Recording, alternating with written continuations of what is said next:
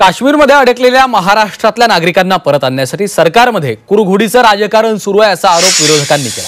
गिरीश महाजन श्रीनगरमध्ये असताना एकनाथ शिंदेंनी जाण्याची गरज नव्हती असं संजय राऊतांनी म्हटलंय, तर सरकार म्हणून एकत्र काम करण्याची आवश्यकता असल्याचं राऊतांनी म्हटलंय। तर राऊतांच्या या टीकेला गिरीश महाजन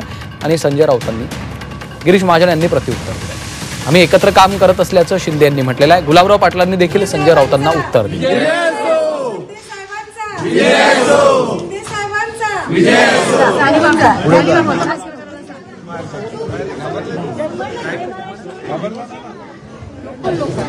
त्यांनी आम्हाला एवढी मदत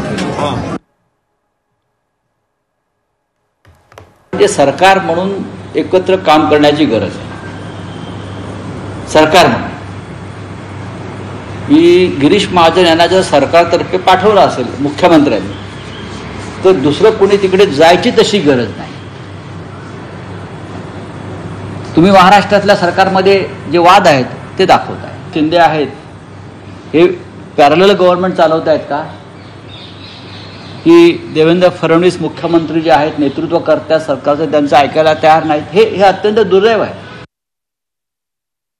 अशा प्रसंगामध्ये यायचं कोण धाडस करतं का? पहिलं बोलणारे टीका करणारे लोक अशा प्रसंगामध्ये जेव्हा एक मोठा आपल्या देशावरचा हल्ला, पर्यटकांवरचा हल्ला पाकिस्तान दार्जिन्या दहशतवाद्यांनी पाकिस्ताननेच केलाय, आणि मग अशा परिस्थितीमध्ये त्यांना जोखीम पत्करून येऊन लोकांना मदत करणं हे महत्वाचं असतं। बोलणं काय, कोणाला टीका आणि आरोप करायला, फार राजकारण करायला इतरही संधी असते, पण राजकारण कशात करायचं, कुठं करायचं हे देखील ठरवायला पाहिजे।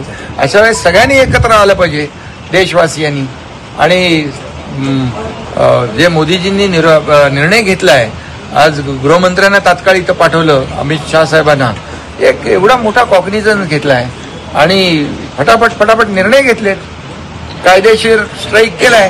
आता सर्जिकल स्ट्राईक आता तर म्हणजे मोदी साहेब म्हणालेत की सगळ्यांच्या कल्पनेच्या बाहेरचा, म्हणजे पुरा पाकिस्तानचं नामोनिशाण मिटवण्याचंच काम आहे। साहेब, आज सर्वपक्षीय बैठक ठेवली आहे केंद्रामध्ये आणि उद्धव ठाकरे यांच्याकडून ऑनलाईन बैठकीची परवानगी मागण्यात येते। आता ठीक आहे, जाऊ दे त्यांना। आता ऑनलाईन फेसबुक लाईव्ह आणि ऑनलाईन ते आवडीचं।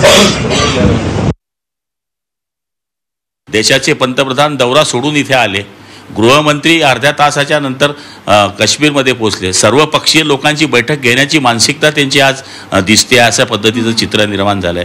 पाकिस्तानवर जे कडक निर्बंध लावले पाहिजे त्याची तयारी सरकारने सुरू केली आहे। या गोष्टींकरता पाठिंबा देण्याचं सोडलं आणि तुम्ही इथेही राजकारण करायला निघाला, समांतर सरकार चालवताय, अमुक करताय, ढमुक करताय। अरे तुम्हाला कोणी रोखलंय काम करायला? तुम्ही सुद्धा देश म्हणून, देशाचे नागरिक म्हणून तिथे यायला पाहिजे होतं। ज्या संसदेत तुम्ही 20 वर्षापासून बसलेले आहेत, तुम्हाला वाटत नाही काही? आता बोलायला गेलो तर माझं तोंड कुठेही जाईल, पण मला आज ते बोलायचं नाही।